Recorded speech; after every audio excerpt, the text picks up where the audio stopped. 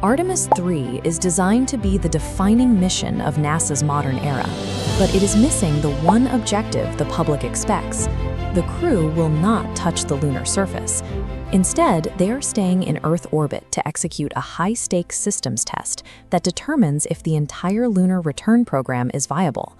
Randy Bresnik will command the mission. On this flight, his primary role shifts from explorer to test subject, operating the hardware under live conditions. He is joined by Luca Parmitano, a pilot from the European Space Agency, whose presence underscores the international reliance woven into the mission. Mission specialists Frank Rubio and Andre Douglas complete the crew, tasked with executing an exact, unforgiving sequence of mechanical and software checks. This crew's core purpose is to serve as the human stress test for the most complex spaceflight architecture designed in decades. Their success in orbit buys down the immense risk required for the Artemis 4 landing. The popular expectation of a moon mission involves a direct trajectory from a Florida launch pad to the lunar surface. The actual flight profile keeps the Orion spacecraft in a strict holding pattern right above our atmosphere.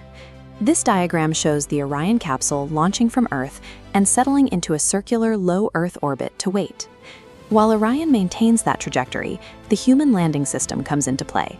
Two uncrewed commercial test vehicles will launch separately to meet Orion. Artemis 3 acts entirely as an architecture check.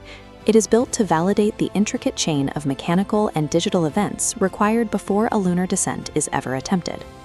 During the 1960s, the Apollo program operated as a singular, unified system. All hardware, software, and procedures were owned and commanded by one government agency. That highly centralized, brute force methodology successfully placed humans directly onto the moon.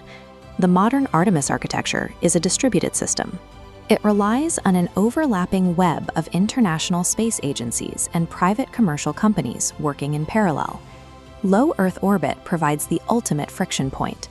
This is where distinct corporate cultures, proprietary hardware designs, and individual software systems must align and dock in the vacuum of space.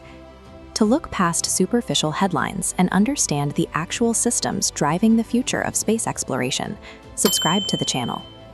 A distributed system transforms a lunar landing from a single vehicle flight into a fragile chain of dependencies. A single failed software handshake or a misaligned docking ring collapses the entire architecture. The active sequence begins with Blue Origin. Their uncrewed lander Pathfinder launches first, entering orbit to loiter and wait for the human crew. Orion then arrives, executing a precise physical docking maneuver with the Blue Origin vehicle. Once sealed, the crew crosses the hatch. They conduct live tests on the lander's life support systems, vital communication relays, and transfer mechanisms. Following those checks, Orion detaches from Blue Origin and moves back into a holding pattern, awaiting the launch of SpaceX's Starship Pathfinder.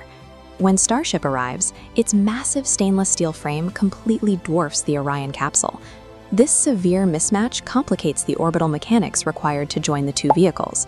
Before it can safely dock, Starship must overcome specific technological hurdles, proving its in-space propellant transfer capabilities and achieving perfect sensor alignment. The crew then connects to Starship, completes a final round of systems checks aboard the vehicle, and undocks to initiate their return for a Pacific Ocean recovery.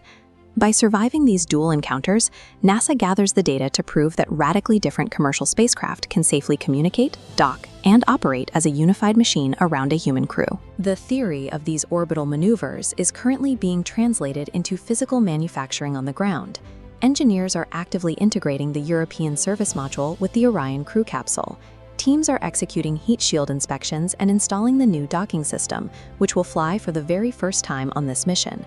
Processing for the Space Launch System is moving concurrently, tracking the mating of the core stage segments and the installation of the 4 RS-25 engines. The progression of space exploration relies entirely on the unglamorous reality of tightened bolts, tested cryogenic seals, and integrated supply chains. This macro-scale visualization outlines the long-term objective of the Artemis program, using these validated orbital systems to build an enduring human presence on the Moon, and eventually Mars.